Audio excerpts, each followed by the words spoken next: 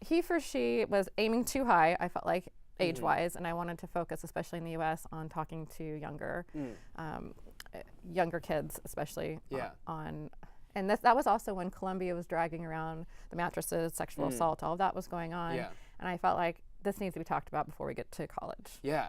And especially kids can't grow up feeling like that's just stuff that gets swept under the rug usually. Yeah, and it's not when it starts happening.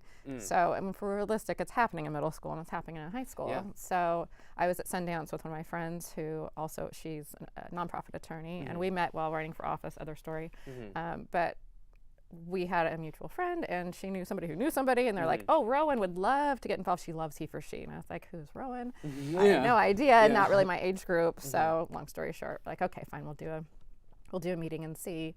And there's no money involved in any of these things. It's pretty much volunteer unless you're in that building over there. So that was actually took some of the pressure off. And we're like, let's just see what happens. And so we did International Day of the Girl. We started like a Twitter conversation.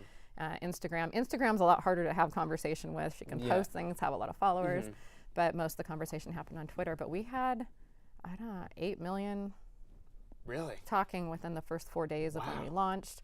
And it ended up being one of those things that I ended up being so happy that I did. And most of my board did not understand why I wanted to go that young. Like, I don't really get it. And I was like, really, I just feel like we've got to move to a younger age, even if it's not my age group. No, definitely. I mean, so it's been great. And since then, she's totally blown up. She has like 4.5 million Instagram followers, and she does a lot of feminism, and she's in front of Vogue and the rest of it. So it's been good. And do you think that adds into the effect because social media is such an integral part of kids my age or younger? Do you think that helps spread awareness easier, would you say? It does, and it does to an extent. So I think awareness is probably, since that, especially where I am and what I'm doing, and no funding, that's also a big thing with NGOs. Yes. That's free. Yeah. So it's volunteering your time and then finding a way to make an impact without, which you need an influencer. So for that age group, no one knew who she was, but she was